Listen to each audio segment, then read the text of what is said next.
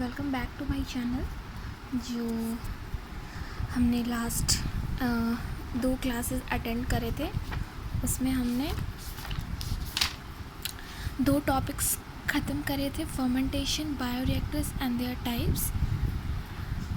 और आज हम करेंगे basic design of fermenter and factor affecting fermenter design और बैच फर्मेंटेशन, मतलब टाइप्स ऑफ फर्मेंटेशन के जितने भी टाइप्स होते हैं हम उसको एक एक करके करेंगे। और ये बेसिक डिज़ाइन ऑफ फर्मेंटर और फैक्टर अफेक्टिंग फर्मेंटर डिज़ाइन, ये 2 टॉपिक को हम आज करेंगे। जो मेरा वीडियो पहले बार देख रहे हैं वो मेरी वीडियो स्टार्टिंग से देखिए, जो मैंने इंट्रो दिया था उसके बाद से जो मैंने फर्स्ट टॉपिक लिया है उसके बाद आप देखेंगे तो आपको ज़्यादा समझ में आएगा। और प्लीज़ जो भी ये देख रहा है वो सिर्फ देख के ना रहे, please like, share and subscribe, ताकि मेरा भी थोड़ा सा मोटिवेशन बढ़े। ये सत्यनारायण की बुक है, ये बुक बहुत अच्छी है बायोटेक्नोलॉजी के लिए। जिनके पास है वो अच्छी बात है, जिनके पास नहीं है तो ऑनलाइन PDF भी इसकी अवेलेबल है, तो आप देख सकते हैं। एक सेकेंड,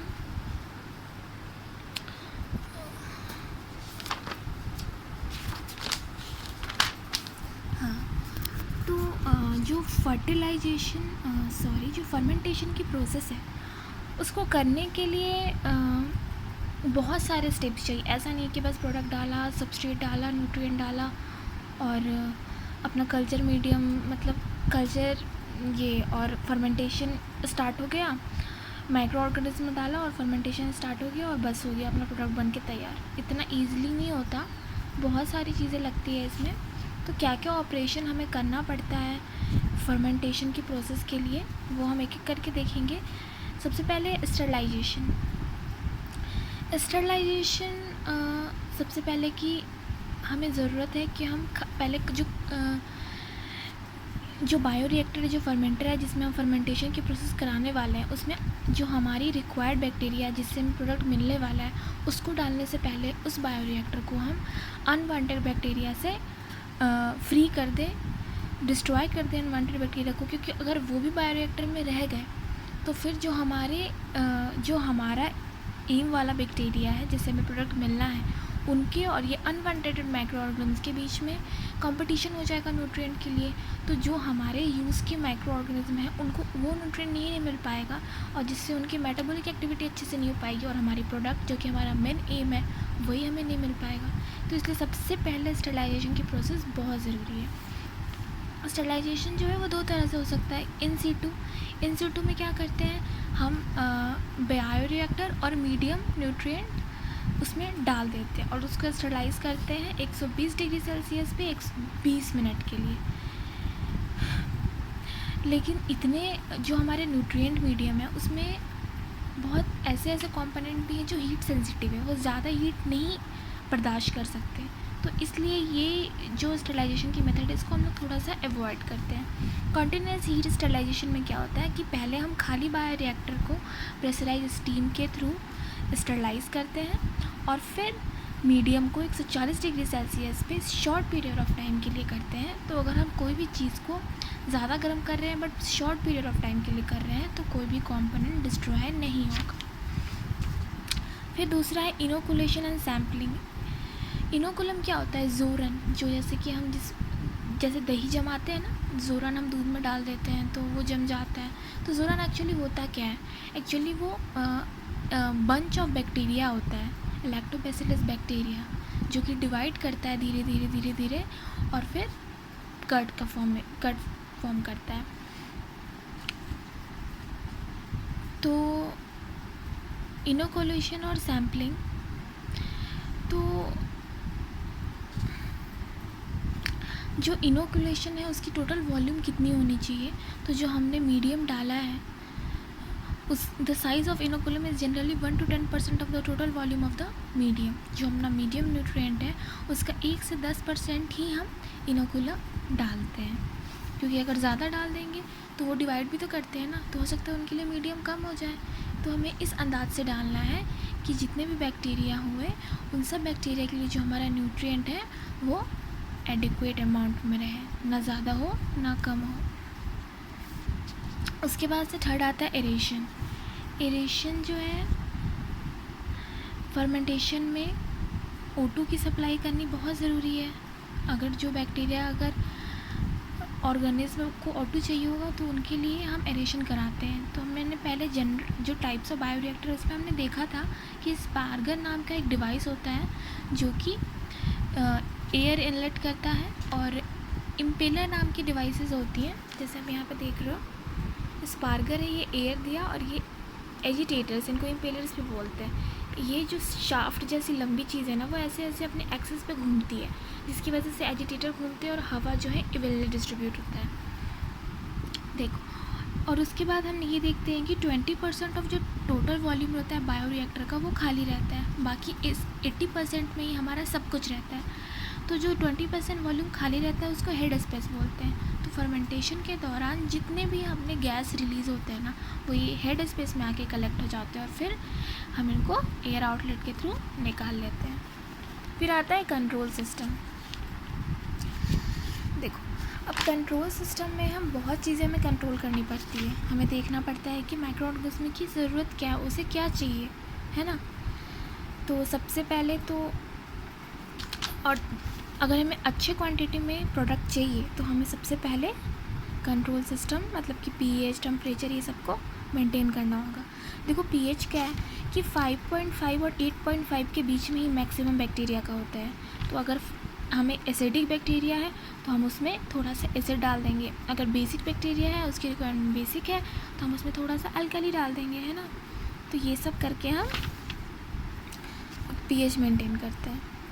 फिर टेम्परेचर आता है। टेम्परेचर भी बहुत ज़रूरत है। बहुत ऑर्गेनिज्म जो है वो लोअर टेम्परेचर पे ग्रो होते हैं और बहुत ज़्यादा टेम्परेचर पे होते हैं, है ना। तो जो हमारा बायोरिएक्टर होना चाहिए उसमें टेम्परेचर कंट्रोल सिस्टम होना चाहिए, कूलिंग सिस्टम होना चाहिए, और हीटिंग सिस्टम होना चाहिए। अगर ज़्यादा हीट की ज़रूरत है तो एकदम ज़्यादा हीट दें, क्योंकि अगर बहुत ज़्यादा भी देंगे तो हमारा जो ग्रोथ ऑफ ऑर्गेनिज्म है वो रुक जाएगा, हो सकता है कि उसके कुछ सेल भी डिस्ट्रॉय हो जाए। और अगर हम बहुत कम ही टेम्परेचर देंगे तो हो सकता है हमारा प्रोडक्ट फॉर्म में ही ना करे। तो हमें अगर एडिक्वेट अमाउंट ऑफ करना है तो हमें ध्यान रखना होगा, जहाँ टेम्परेचर बढ़ाना है वहाँ बढ़ाना होगा, और जहाँ टेम्परेचर घटना है वहाँ पे घटाना होगा।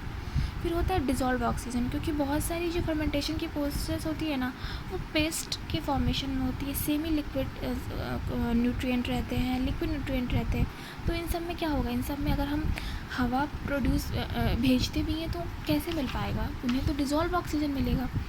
तो जो ऑक्सीजन की सॉल्युबिलिटी होती है वाटर में, वो होती है 0.084 ग्राम पर लीटर एट 25 डिग्री सेल्सियस। तो इस चीज़ को ध्यान में रखते हुए हम उतना ऑक्सीजन देंगे ताकि वो पानी में डिज़ोल्व हो लिक्विड मीडियम में, और फिर वो माइक्रो ऑर्गेनिज्म को मिल पाए। एडिक्वेट मिक्सिंग, देखो एडिक्वेट मिक्सिंग भी ज़रूरी है, लेकिन एडिक्वेट मिक्सिंग होनी चाहिए। अगर हम ज़्यादा मिक्सिंग कर देंगे तो मे बी वो क्या कहते हैं, यहाँ पे लिखा है ना,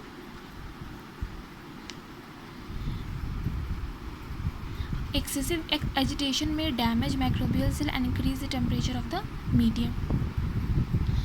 और फोम का फॉर्मेशन कर देंगे। फोम का फॉर्मेशन क्या करेगा, फिर प्रोडक्ट को फॉर्मेशन को इनहिबिट कर देगा। ज़्यादा एजिटेशन टेम्परेचर प्रोड्यूस भी करेगा, ज़्यादा टेम्परेचर होगा तो सेल डिस्ट्रॉय होने लगेंगे, है ना। और ज़्यादा एजिटेशन होगा तो सेल खुद ही टूटने लगेंगे। तो इसलिए हमें अगर हम करते हैं तो तभी भी प्रोडक्ट फॉर्मेशन नहीं होगा। तो गुड मिक्सिंग बहुत ज़रूरी है। न्यूट्रिएंट कॉन्सेंट्रेशन, ये ध्यान में रखना होगा कि कितना चाहिए। हम जब एक्सेस हाई न्यूट्रिएंट भी ले लेते हैं, since high nutrient concentration often associated with inhibitory effect on microbial growth. जब हम ज़्यादा भी ले देते हैं ना एक्सेस में कोई चीज़, तो एक टाइम के बाद माइक्रोबियल ग्रोथ स्टॉप हो जाता है। फोम फॉर्मेशन एक तरह के लिए अच्छा भी है, बट अगर ज़्यादा फॉर्मेशन होने लगा ना फोम का, तो वो प्रोडक्ट फॉर्मेशन में इनहिबिशन का काम करता है। तो बहुत सारे हमारे एंटी फोम एजेंट्स हैं, जैसे कि मिनरल ऑयल, वेजिटेबल्स ऑयल, ये सब को बोलते हैं एंटी फोम एजेंट्स। उसके अलावा मैकेनिकल फोम कंट्रोल डिवाइस भी होती है हमारे बायोरिएक्टर में, जो कि फोम को कंट्रोल करती है और उसको वापस से बबल बना के फर्मेंटेशन मीडियम में भेज देती है। फिर क्लीनिंग, जब एक स्लॉट अपना बायोरिएक्टर में हमारा फर्मेंटेशन की प्रोसेस हुई, प्रोडक्ट बन के तैयार हो गया, फिर दूसरे बार उस बायोरिएक्टर का यूज़ हम करते हैं जब दूसरा कोई मीडियम, दूसरे कोई प्रोडक्ट बनाने के लिए, तो पहले हमें क्लीन करना पड़ेगा ना, कि बाकी अगर कोई भी रेसिड्यू हो गई तो हो सकता है सेकेंड में प्रोडक्ट बनने में प्रॉब्लम आए। तो जो वो टाइम लगता है एक फर्मेंटेशन प्रोसेस होने के बाद दूसरे फर्मेंटेशन के बीच का बायोरिएक्टर को क्लीन करने में, उसी को हम बोलते हैं टर्न राउंड और डाउन टाइम। नहीं, टर्न राउंड बोलते हैं क्लीन करने को, जो फर्स्ट फर्मेंटेशन के बाद जो क्लीन करते हैं और उसमें जब सेकेंड होती है तो दोनों के बीच का टाइम को अपन डाउन टाइम बोलते हैं, और इस टाउन के बीच टर्न राउंड होता है, मतलब क्लीनिंग होती है। और जब सेकेंड राउंड ऑफ प्रोडक्ट बनाने के लिए जब फर्मेंटेशन तैयार हो जाता है अपना बायोरिएक्टर, तो उसको अपन टर्न राउंड बोलते हैं। और जो टाइम टेकन होता है एक फर्मेंटेशन की प्रोसेस होने के बाद बायोरिएक्टर को क्लीन करने के लिए, ताकि दूसरा फर्मेंटेशन का प्रोसेस हो पाए, तो उसको डाउन टाइम कहते हैं। तो उसके लिए बहुत high pressurise water jets from the nozzle feeded into the reaction vessel. तो तो ये सब बहुत सारे सिस्टम लगे रहते हैं अपने बायोरिएक्टर में, और फिर वो क्लीन करते हैं, क्योंकि ऐसे मैनुअली क्लीन करना तो पॉसिबल नहीं है। तो जो नोजल से वाटर जेट्स निकलते हैं वो क्लीन करते हैं। तो ये हो गया आपको control system, basic design of fermenter and factor affecting fermenter design. अब आता है आपको batch fermentation. Types of fermentation की प्रोसेस किस किस तरह की होती है। तो सबसे पहले हम शुरुआत करते हैं बैच फर्मेंटेशन से। बैच फर्मेंटेशन को क्लोज सिस्टम बोलते हैं। इसमें क्या कहते हैं कि हम पहले न्यूट्रिएंट मीडियम को डालते हैं और तब उसमें हम माइक्रो ऑर्गेनिज्म को डालते हैं, और फिर अपन उसको ऑप्टिमल कंडीशन देते हैं, वही जो भी अपना उसका रिक्वायर्ड पीएच है, उस माइक्रो ऑर्गेनिज्म का टेम्परेचर है, O2 सप्लाई, ये सब। और तब हम देखते हैं कि 6 तरह के ग्रोथ फेजेस होते हैं। जब हम ये सब करने के बाद, ग्रोथ मीडियम और माइक्रो मैनिपुलेट करने के बाद जब हम ऑप्टिमल कंडीशन देते हैं, तो हम देखते हैं कि जो बैच फर्मेंटेशन है उसमें 6 तरह के ग्रोथ फेजेस होते हैं माइक्रो ऑर्गेनिज्म के। पहला होता है लैग फेज। इसमें क्या होता है, इसमें जो माइक्रो ऑर्गेनिज्म है ना, वो खुद को एडजस्ट करता है, अपने आप को एडजस्ट करता है न्यू इन्वायरमेंट में, अवेलेबल न्यूट्रिएंट में तुरंत वो माइक्रोऑर्गेनिज्म आए तो खुद को एडजस्ट किया पहले उस एनवायरनमेंट में, उस पीएच में, उस न्यूट्रिएंट अवेलेबिलिटी में। तो इसलिए ये एक एडजस्टेबल फेज़ हम बोल सकते हैं। इसलिए इसमें कोई इंक्रीज़ नहीं होता है सेल नंबर का। हाँ, सेल का जो वेट है वो थोड़ा सा ज़रूर बढ़ जाता है। फिर दूसरा आता है एक्सेलरेशन फेज़।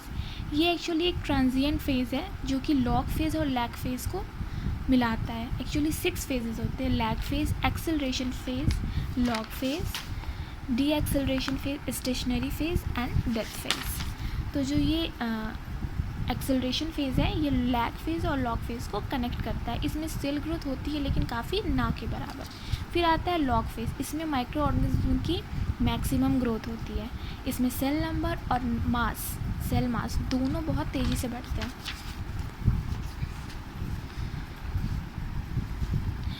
उसके बाद से एक टर्म आता है डाईऑक्सी, DIAUXY। डाईऑक्सी एक्चुअली क्या होता है, अगर हम किसी फर्मेंटेशन में बायोरिएक्टर में हम 2 सबस्ट्रेट डाल दें, 2 न्यूट्रिएंट डाल दें, ग्लूकोज भी डाल दें और फ्रुक्टोज भी डाल दें, तो पहले तो कोई एक ही कंज्यूम होगा, एक बार में दोनों तो नहीं कर पाएंगे। तो जब हम कोई एक माइक्रो ऑर्गेनिज्म पहला न्यूट्रिएंट ऑब्जर्व करेंगे, कंज्यूम करेंगे, उसके बाद फिर दूसरा करेंगे, है ना, तो उस टर्म को हम डाईऑक्सी बोलते हैं।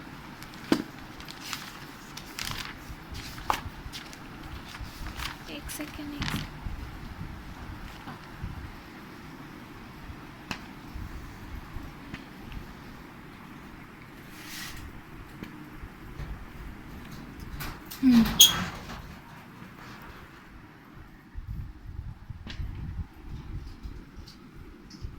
सही है।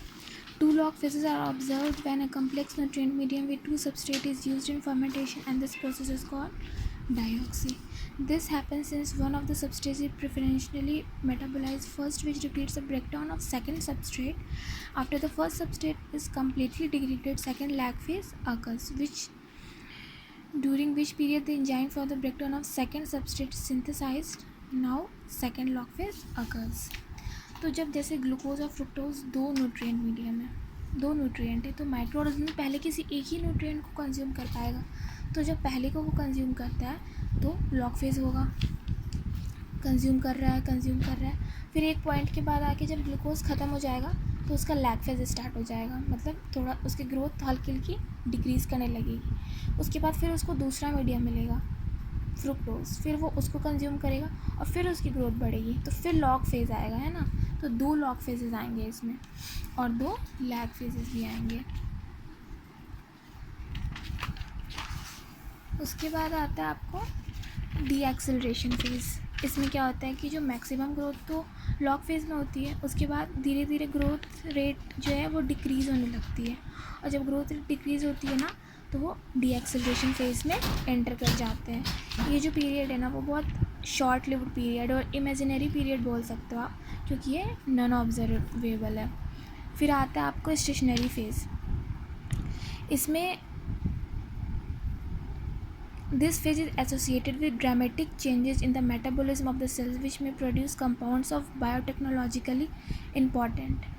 ये फेज़ में क्या होता है, मेटाबॉलिज्म, बहुत सारी चेंजेस दिखती है मेटाबॉलिज्म में माइक्रो ऑर्गेनिज्म के, और बहुत सारे बायोटेक्निकल इम्पॉर्टेंट प्रोडक्ट्स मिलते हैं हमें, जैसे कि पेंसिलिन। इसमें जो माइक्रोबियल ग्रोथ है वो या तो कम हो जाती है, एकदम धीरे हो जाती है, क्योंकि जो प्रोडक्ट फॉर्मेशन होता है ना, ये प्रोडक्ट फॉर्मेशन उनकी ग्रोथ को काफ़ी कम कर देता है। फिर आता है आपको आखिरी में डेथ फेज़। मेटाबॉलिक एक्टिविटी यहाँ पे एकदम ख़त्म हो जाती है और डिप्लीटेशन ऑफ एनर्जी रिजर्व भी। तो इसलिए जब हम सर्वाइविंग सेल नंबर और टाइम में ग्राफ खींचते हैं डेथ फेज़ की, तो सेल नंबर तो घटते जाती है, तो इसलिए हमें ये डिक्रीजिंग स्ट्रेट लाइन मिलती है। और जब हम लॉग फेज़ में देखते हैं सेल नंबर और मास नंबर को टाइम के अगेंस्ट प्लॉट करते हैं, तो हमें एक स्ट्रेट लाइन मिलती है, इसलिए हम इसको लॉग फेज़ बोलते हैं। हम ये सारे जो फेजेज़ हैं ना उसका निचोड़ आप इस ग्राफ में देख सकते हो। Log cell number, time. Lag phase में कोई चेंजेस नहीं आ रहा है, सेल नंबर में कांस्टेंट है क्योंकि वो अपने आप को एडजस्ट कर रही है। फिर आता है एक्सेलरेशन फेज़, हल्की सी ग्रोथ हुई। फिर आता है लॉग फेज़ जिसमें बहुत अच्छे से ग्रोथ हुई, क्योंकि यहाँ पे एक्टिव ग्रोथ होती है जैसे मैंने बताया। डिसेलरेशन फेज़ में काफ़ी कम, मतलब नॉन ऑब्जर्वेबल सेल ग्रोथ होती है। फिर आता है स्टेशनरी फेज़, इसमें कोई ग्रोथ नहीं दिखती है, और डेथ फेज़ में तो डिक्रीज ही कर जाती है। तो ये आपको 6 फेजेज़ है, ये बहुत ज़रूरी थे। मैं बाकी फर्मेंटेशन में इनको नहीं बताऊंगी, एक ही में मैंने इसको एलोबरेट करके बता दिया है। फिर अपना जो सेकंड आता है वो है फिड बैच कल्चर, फिड बैच फर्मेंटेशन, जो सेकंड टाइप है फर्मेंटेशन की। ये एक्चुअली बैच फर्मेंटेशन का इम्प्रूव्ड रूप है। इसमें क्या होता है कि हम बैच फर्मेंटेशन में हम बस एक बार न्यूट्रिएंट मीडियम डालते हैं स्टार्टिंग में, और इसमें क्या होता है हमें जब भी हम देखते हैं कि हाँ कमी आ रही है न्यूट्रिएंट की, तब हम उस हिसाब से फिड करते जाते हैं न्यूट्रिएंट को, इसलिए इसका नाम है फिड बैच फर्मेंटेशन। तो हम देखेंगे कैसे कि हाँ न्यूट्रिएंट की कमी हो रही है, तो डायरेक्ट तो कोई तरीका नहीं है देखने की, तो हम देखेंगे कि अलग अलग पैरामीटर से देखेंगे कि हाँ CO2 का प्रोडक्शन कैसे हो रहा है। अगर कम प्रोडक्शन हो रहा है इसका मतलब न्यूट्रिएंट भी कम है। pH अगर चेंज मेज़र करेंगे, अगर जैसे कि कोई प्रोडक्ट बनता है ना तो pH में चेंजेज आती है, तो अगर ज़्यादा डिफ्लेक्शन नहीं हो रहा है pH में, इसका मतलब प्रोडक्ट कम बन रहा है। तो प्रोडक्ट कम मतलब इसका मतलब न्यूट्रिएंट की कमी है, तो उस हिसाब से हम न्यूट्रिएंट बार बार टाइम ड्यूरेशन पे देखते हुए फिड करते जाएंगे। तो यही है fed batch. Fed batch actually higher human cells के लिए यूज़ करते हैं, जैसे कि मैमेलियन और इंसेक्ट सेल्स के लिए। इसका बहुत अच्छा यूज़ ह्यूमन थ्योरेपेटिक प्रोटीन्स बनाने में भी होता है, पर इसकी लिमिटेशन ये है ना कि जो स्टेशनरी फेज़ है जिसमें हमने बताया था कि बहुत सारे बायोटेक्निकल इम्पॉर्टेंट मिलते हैं, लॉग फेज़ और स्टेशनरी फेज़ में ही हमें मिलते हैं, बाकी किसी फेज़ में हमें नहीं मिलते कोई भी प्रोडक्ट। इसलिए जो मेन इंडस्ट्रियलिस्ट्स क्या करते हैं ना कि डेथ फेज़ आने से पहले ही और लॉग फेज़ ख़त्म होने को के पहले ही सीज़ कर देते हैं फर्मेंटेशन प्रोसेस को, ताकि वो माइक्रो ऑर्गेनिज्म को निकाल के दूसरे बार भी दूसरे इसके लिए भी यूज़ कर सकें। तो स्टेशनरी फेज़ में जो उनका प्रोटोलाइटिक एंजाइम वो रिलीज़ करते हैं एज ए मेटाबॉलिक प्रोडक्ट, वो क्या करता है कि जो मेन प्रोडक्ट होता है ना उसको डिस्ट्रॉय कर देता है। तो इसलिए ये एक लिमिटेशन है। फिर आता है आपको continuous fermentation, third type of fermentation है। इसमें क्या होता है कि हम उसमें न्यूट्रिएंट डालते थे बारी बारी से, और इसमें क्या करते हैं, ये भी एक तरह से सेम ही है। इसमें क्या करते हैं कि हम एक तरफ से प्रोडक्ट निकालते रहते हैं और दूसरी तरफ से हम न्यूट्रिएंट फिट करते रहते हैं, है ना। हमें बार बार डालने की ज़रूरत नहीं, हम लगातार डालते रहते हैं और लगातार प्रोडक्ट निकलता रहता है। तो इससे प्रोडक्ट की क्या होती है, स्पीड बढ़ जाती है। कंटिन्यूस फर्मेंटेशन बहुत तरह से करा सकते हैं, बहुत तरह के बायोरिएक्टर्स यूज़ करते हैं कंटिन्यूस फर्मेंटेशन के लिए। जैसे कि एक है केमोस्टेट बायोरिएक्टर। इसमें हम किसी भी एक जो न्यूट्रिएंट मीडियम में से है कि एक कंपोनेंट को एडजस्ट कर लेते हैं और उससे हम कंट्रोल करते हैं उसकी ग्रोथ को। टर्बो स्टेट में है कि हम टर्बिडिटी मेज़र करते हैं, टर्बिडिटी धीरे धीरे कम हो रही है, इसका मतलब कि न्यूट्रिएंट अवेलेबिलिटी कम है, फिर हम डालेंगे, क्योंकि एक तरफ से डलता रहता है एक तरफ से निकलता रहता है। देख रहे हो आप, एक तरफ से लग रहा है एक तरफ से निकल रहा है। तो इसमें जो हमारा एक जो हमने पढ़ा था, ये कहाँ गया, हाँ, जो हमने बताया था अभी जस्ट आपको, डाउन टाइम, जो कि एक फर्मेंटेशन होने के बाद दूसरे फर्मेंटेशन प्रोसेस के बीच का टाइम होता है जिसमें हम बायोरिएक्टर को क्लीन करते हैं, तो यहाँ पे उसकी ज़रूरत नहीं है। तो ये एक एडवांटेज हो गया कि उसकी टाइम बच गई, क्योंकि इसमें क्लीन करने की कोई ज़रूरत नहीं है, क्योंकि एक तरफ से हम प्रोडक्ट डाल रहे हैं और दूसरी तरफ से हम एक तरफ से प्रोडक्ट निकाल रहे हैं, दूसरी तरफ से न्यूट्रिएंट मीडियम डाल रहे हैं। वही अलग अलग तरीक़े से बायोरिएक्टर्स हम यूज़ करते हैं। इसमें है कि एक ट्यूबुलर वेसल रहता है जिसमें कि हम न्यूट्रिएंट मीडियम डालते हैं ना, तो वो वापस बैक फ्लो नहीं होता है, वो अपना आराम से ऊपर जाता है और यहाँ से प्रोडक्ट बनता है। इसमें इसका जो यूज़ है कंटिन्यूस फर्मेंटेशन को बहुत सारे इंपॉर्टेंट बायोटेक्निकल कंपोनेंट्स बनाने में किया जाता है, जैसे कि antibiotics, organic solvent, single cell protein, beer, ethanol, water waste treatment में भी यूज़ करते हैं। सबसे पहला तो वही है कि बैच फर्मेंटेशन में जो इंस्ट्रूमेंट हम यूज़ करते हैं और जो बायोरिएक्टर यूज़ करते हैं सेम क्वालिटी और क्वांटिटी ऑफ प्रोडक्ट के लिए ना, वो बहुत ज़्यादा महंगा और बहुत ज़्यादा बड़ा होता है एज़ कम्पेयर टू कंटिन्यूस। इसमें हमारा टाइम भी बचता है, इसमें हमारा बायोरिएक्टर भी छोटा होता है और सेम क्वालिटी ऑफ प्रोडक्ट हमें मिल जाता है। Yield of product is more consistent इसमें रहता है, क्योंकि जो इसकी फिजियोलॉजिकल स्टेट है वो यूनिफॉर्म है, बार बार चेंज करने की ज़रूरत नहीं, क्योंकि हम इसमें बार बार फीड नहीं कर रहे हैं, हम इसमें लगातार कर रहे हैं, कंटिन्यूसली प्रोडक्ट निकल रहा है, न्यूट्रिएंट डाल रहे हैं, प्रोडक्ट निकल रहा है। डाउन टाइम जो मैंने आपको बताया कि 2 सक्सेसिव फर्मेंटेशन में जो क्लीन करने का जो टाइम रहता है डाउन टाइम, इसमें वो करने की ज़रूरत ही नहीं है और कॉस्ट इफेक्टिव भी है। डिसएडवांटेज क्या है, कंटिन्यूस फर्मेंटेशन में run continuously for a period of 500 से लेके 100 तक ही कंटिन्यूसली फर्मेंटेशन हो सकता है। उतना देर तक हम स्टेराइल कंडीशन भी हमें मेंटेन करना पड़ेगा और उतना देर स्टेराइल कंडीशन मेंटेन करना बहुत डिफ़िकल्ट है। Recombinant cell with plasmid construct can not function continuously and therefore the product yield decreases. हम हर प्रोडक्ट के लिए इसको यूज़ नहीं कर सकते हैं। वैसा रिकॉम्बिनेंट सेल इसमें प्लाज्मिड कंस्ट्रक्ट है, जो माइक्रो ऑर्गेनिज्म है जिसमें प्लाज्मिड कंस्ट्रक्ट है, वो अच्छे से फंक्शन नहीं करते हैं इसमें। और हम जो कंटिन्यूसली डाल रहे हैं तो ज़रूरी नहीं है कि हम same quality of culture medium ही डालें। हर एडिशन में थोड़ी बहुत चेंजेस आ सकती हैं, तो ये ग्रोथ को इफ़ेक्ट कर सकती हैं। ठीक है, तो ये हो गया आपको। फिर उसके बाद से चौथा आता है आपको, ये कौन सा है, बैच फर्मेंटेशन हो गया, कंटिन्यूस फर्मेंटेशन हो गया, सॉलिड फर्मेंटेशन बाकी है और सबमर्ज्ड। तो ये आपको आ गया, एक सेकेंड पहले से निकाल के रखना चाहिए को।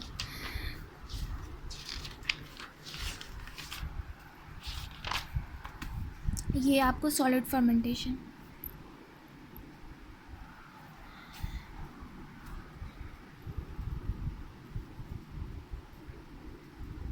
सॉलिड फर्मेंटेशन बहुत सारे ऐसे, ज़रूरी नहीं है जो माइक्रो ऑर्गेनिज्म को ग्रो करने के मीडियम है वो हमेशा लिक्विड ही हो, सेमी लिक्विड होती है। हाँ, जनरली ज़्यादा पर होती है, पर कभी कभी सॉलिड मीडियम में भी वो ग्रो करते हैं। तो उसके लिए जब हम माइक्रो ऑर्गेनिज्म के डेवलपमेंट के लिए उन्हें सॉलिड सबस्ट्रेट, सॉलिड मीडियम देते हैं ना, तो वही अपना होता है सॉलिड सबस्ट्रेट फर्मेंटेशन। तो जो कॉमनली यूज़ हम सॉलिड सबस्ट्रेट करते हैं सॉलिड सबस्ट्रेट फर्मेंटेशन के लिए, वो होता है serial grains, wheat bran, saw dust, would saving और बहुत सारे प्लांट और एनिमल मटेरियल्स। ये बहुत ओल्ड टेक्निक है।